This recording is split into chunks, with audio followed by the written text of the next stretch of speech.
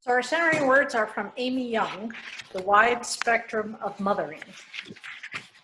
To those who give birth this year to their first child, we celebrate with you. To those who lost a child this year, we mourn with you. To those who are in the trenches with little ones every day and wear the badge of food stamp, we appreciate you. To those who experience loss through miscarriage, failed adoptions, or running away, we mourn with you. To those who walk the hard path of infertility, fraught with hopes, prods, and tears and disappointment, we walk with you. Forgive us when we say foolish things. We don't mean to make it harder than it is. To those who are foster moms, mentor moms, and spiritual moms, we need you. To those who have warm and close relationships with your children, we celebrate with you. To those who have disappointment, heartache, and distance with your children, we sit with you. To those who lost their mothers this year, we grieve with you.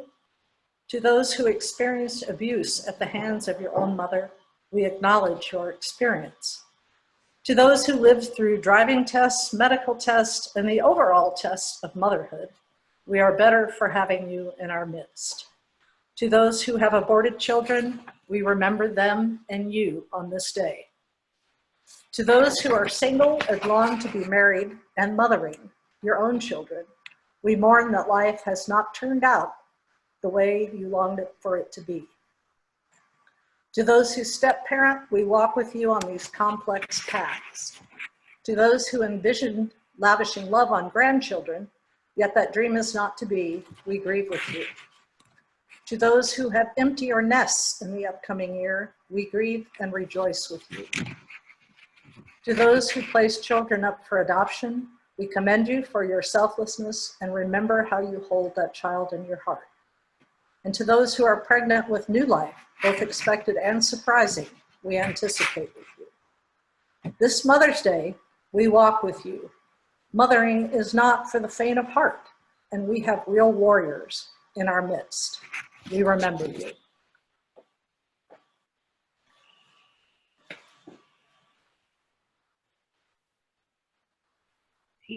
Thank you, Martha.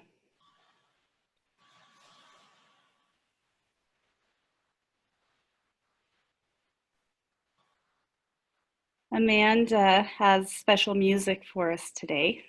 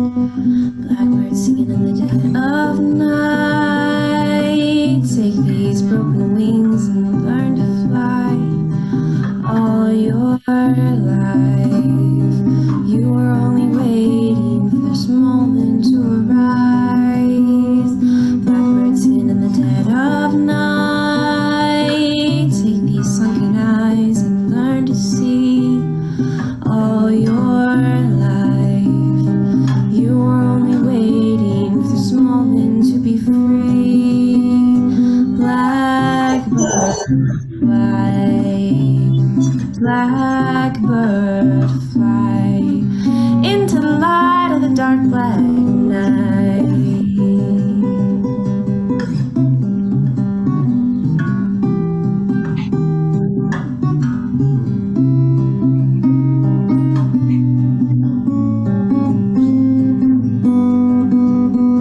Said blackbird singing in the dead of night. Won't you take these broken wings and learn to fly? All your life, you were only waiting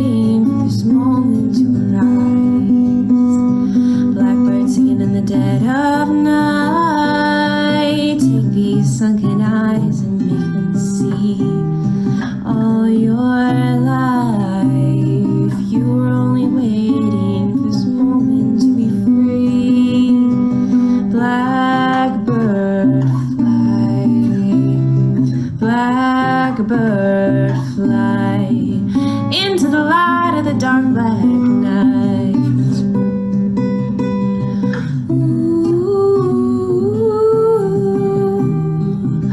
All your life, you were only waiting for this moment to be free. You were only waiting for this moment to be free. You were only waiting for this moment.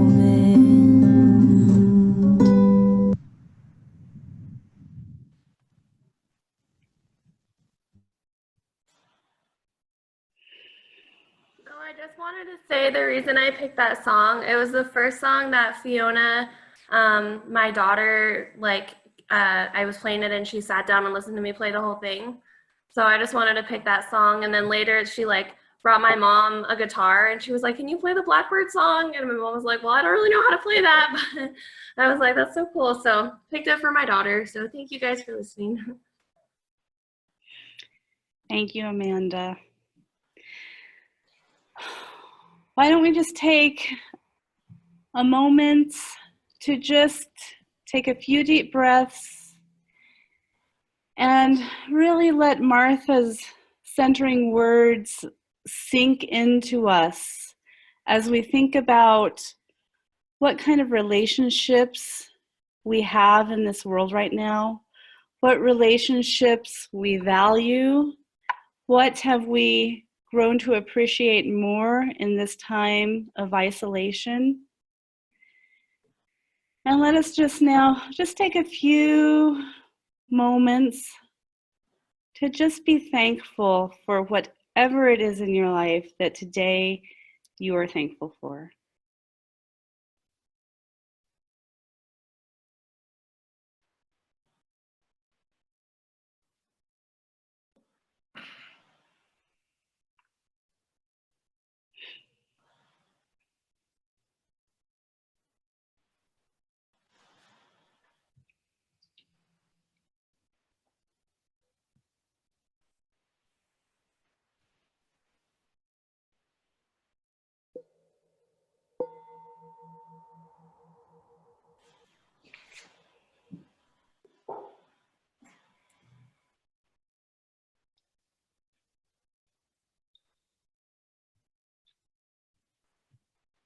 Good morning, everyone, and happy Mother's Day. I feel blessed this morning to have the opportunity to share some thoughts with you on what I think it means to be a mother. You might find it a bit strange coming from someone who has never had children, but hopefully you will find my perspective meaningful. As we celebrate Mother's Day, let's acknowledge that the origin is from our own denomination. In 1872, it was Unitarian Julia Ward Howe who began advocating for the creation of a Mother's Day for Peace as an anti-war rallying cry to be held on June 2nd each year. I suspect it was born out of the devastation of the loss of so many young lives. The idea began in Boston and spread through New England, and some cities continued the observance through the turn of the century when Mother's Day for Peace appears to have died out. Then in 1907, Anna Jarvis, a Methodist, began a campaign to establish a permanent Mother's Day. By the following year, the YMCA had taken up the cause, and in 1914, Woodrow Wilson signed a congressional resolution establishing Mother's Day in the United States. In time, this day has come to be marked by many other countries. Now, Jarvis was troubled by the commercialization of the day, saying, I wanted it to be a day of sentiment, not profit. Inalterably opposed to the sale of flowers, but not the giving of homegrown blossoms, she also lamented the advent of the Mother's Day card, describing it as a poor excuse for the letter you are too lazy to write. Interestingly enough, Mother's Day is the most heavily attended Sunday in North America outside Christmas and Easter. In Unitarian Universalist congregations, this day has increasingly taken on a sense of being a day to mark the contributions of all women. As liberal religious community, with our first two principles, we covenant to affirm and promote the inherent worth and dignity of every person, justice, equity, and compassion in human relations. I believe it is our responsibility to give attention to all those who fall outside the traditional norm of motherhood. We are, after all, a social justice-oriented faith. In 2011, the Unitarian Universalist Association birthed what's called Mama's Day. Although I learned the information from the UUA website, there was nothing about whom or where this idea originated from. Currently, it is celebrated in conjunction with Strong Families, which is a national initiative which the UUA is a part of, and which is led by the organization Forward Together. Their vision is that every person, every family has the rights, recognition, and resources it needs to thrive. The primary goals are to change policy and culture in support of all families. Their annual Mama's Day Our Way campaign lifts up and celebrates not only the magic, but the heartbreak of being a mother. With Mama's Day, we hear a call to honor all those who mother, especially those who bear the brunt of hurtful policies or who are weighed down by the stigma in our culture. We are called to celebrate trans mamas, immigrant mamas, single mamas, lesbian mamas, young mamas, poor mamas, and more. It's an opportunity to take action to create the conditions so that all families can thrive. In 2016, when I originally wrote this sermon, the focus was on Black Lives Matter, and they celebrated Black mamas. This year, in light of how the coronavirus pandemic is making mamahood and caregiving especially challenging for just about everyone, the focus is simply to uplift the strength of our mamas.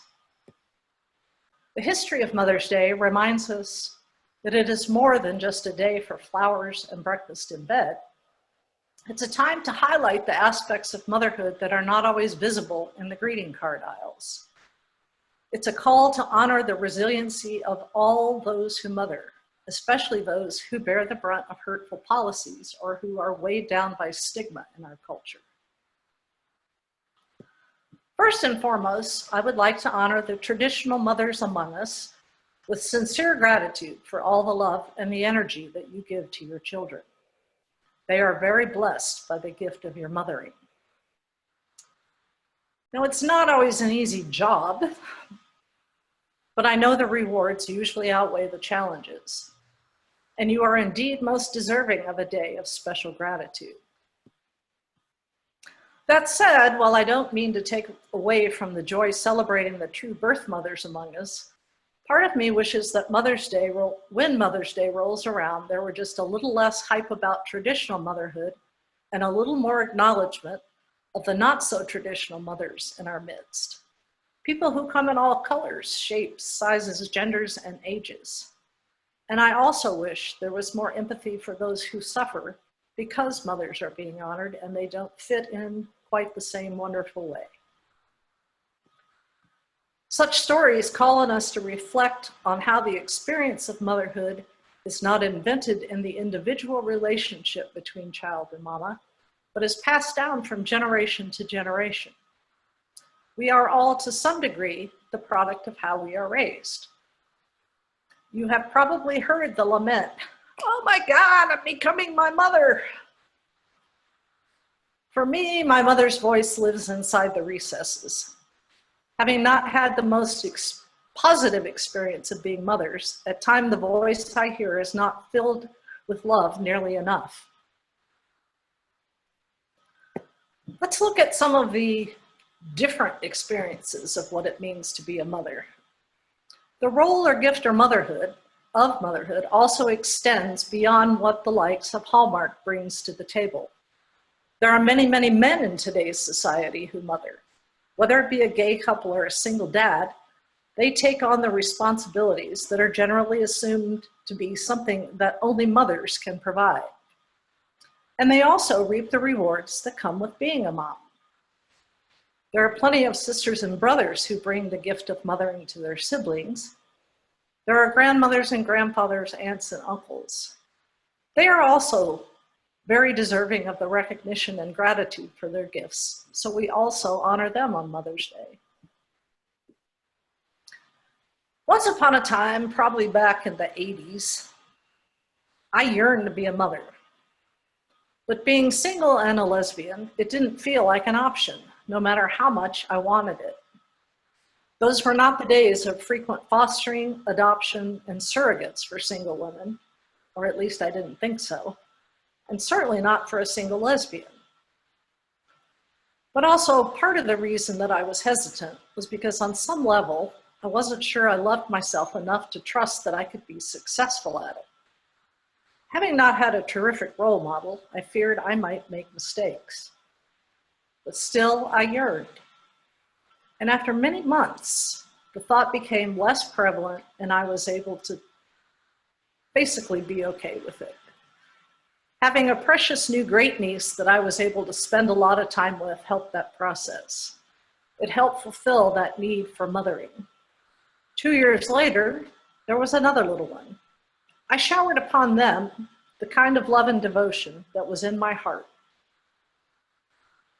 It wasn't too long before I went away to college, and after graduation, I became engrossed in my career. Although as an OT, I have had the opportunity to work with many wonderful kids who pulled at my heartstrings. And to this day, my heart lights up like crazy when I'm around kids.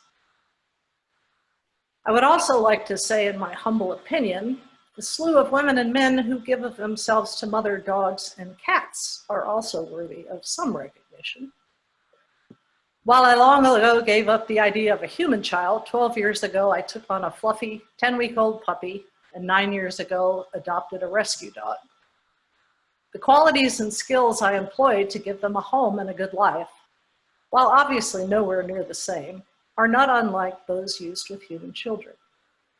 I have countless opportunities to love, cherish, snuggle, dote, and spoil, to give attention, healthy meals, and time for exercise, and occasionally discipline.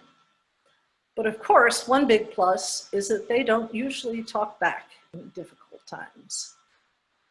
I sometimes wonder if I'm the only animal parent who refers to themselves as mom when talking out loud to their kids, but that is what I do. There are also many different emotions that live within us as we think about our own mothers. Some of us greet the day with great joy as a time to honor our mother, who is at our side or at least not any further away than the end of the telephone. Some of us have lost our mother long enough ago that grief has been transformed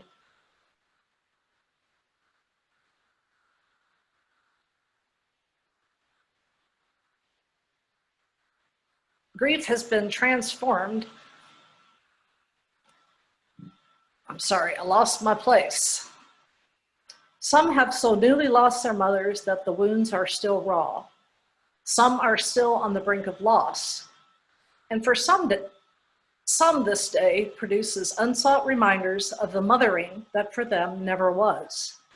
Their relationship with their mother having been severed in anger or wrung out through years of painful, torturing disagreements and misunderstandings. Some of us know little or even nothing of our birth mothers, having grown up in another's care. So when the greeting card people shout out into the deepest recesses of our willing or unwilling ears that now is the time to honor our mother, it's no wonder we don't all respond in the same way. Sadly, we can't all trust Hallmark to remember the feelings of the women who don't fit Mother's Day in quite the same wonderful way.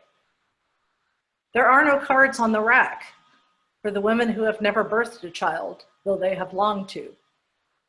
None for those who have miscarried in spite of all their best efforts to give birth, or those who had children killed or dying long before their time. No cards for the women who faced the painful and difficult choice to end a pregnancy. None for those who had children adopted by others or taken from them by others in or out of court, or children estranged for us for reasons we may never fully understand, nor women whose children have abandoned them in anger. But let us not forget them. there is little consolation for them on a day so full of motherhood and apple pie. As we celebrate Mother's Day, we are aware that we have all been mothered by someone sometime. Most of us by the woman who brought us forth into the world. But perhaps what we remember of our mothering was by another, a grandparent or an aunt perhaps. Yes, again, I repeat, men, while they can't give birth, they do mothering too. They love and give and teach by modeling how to be in this world. And in today's time, unlike merely a few generations ago, for men it is now often embraced. They can lift us up when we are beaten down, can hold us when some monster threatens, can wash our bloodied knees and spirits, and the shedding of tears is no longer forbidden. Maybe the mothering that comes to mind this morning is by a teacher or a friend. We give thanks for all who shared in making us the person we are today. And just as we have sometimes by someone, been mothered, so have we all mothered our own children, relatives, or those or another. Perhaps we're not even conscious of it, but as we move through life, we touch those around us and they feel our love. For those who have never birthed a baby, perhaps we have birthed a book or a painting, a garden or a song, something that you have poured your love into. Somewhere, sometime, we have all sown the seeds of deep love and gladness. So when we think about motherhood, what kind of good qualities do we think of? To me, it goes without saying that the primary one is love. At the end of 1 Corinthians, we hear, and now these three remain, faith, hope, and love, but the greatest of these is love. As Unitarian Universalists, not all of us embrace the word God. It doesn't particularly resonate with me. In Matthew 19:26, Jesus tells us that with God all things are possible. So for me, what I hear is with love all things are possible. I believe it is an innate and unconditional love that makes mothering possible. There's a beautiful children's book called Mama, Do You Love Me? It's a story about a little girl and she gets in trouble for several different things. And author Barbara Lavallee tells us how despite feelings of sadness and anger towards children, love remains.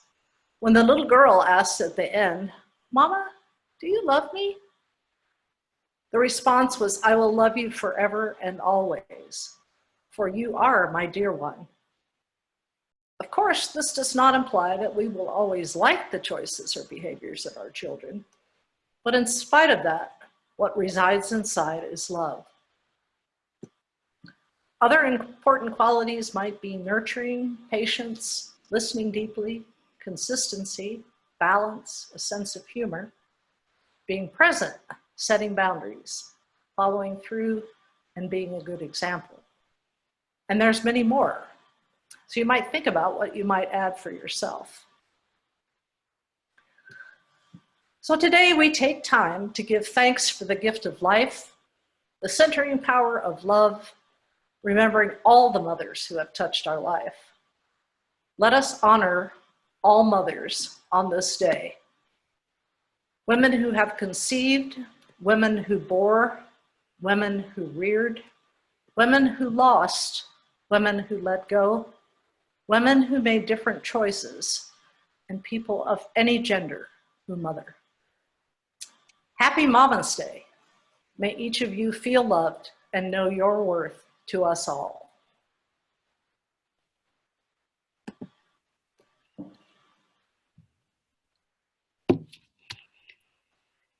Thank you, Martha. I seem to cry every week, but this time I didn't have to cry on the screen. So thank you for your beautiful words. Let us sing together virtually when our heart is in a holy place.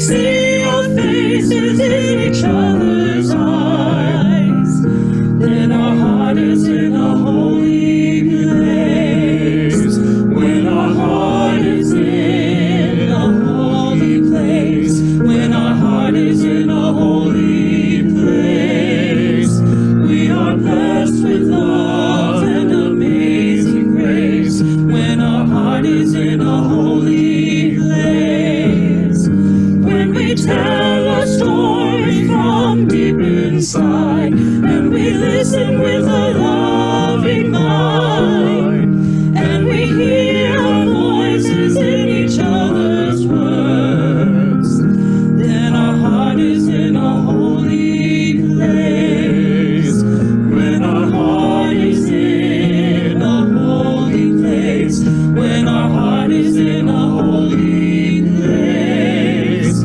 we are blessed with love and amazing grace. When our heart is in a holy place, when we share the silence of sacred space,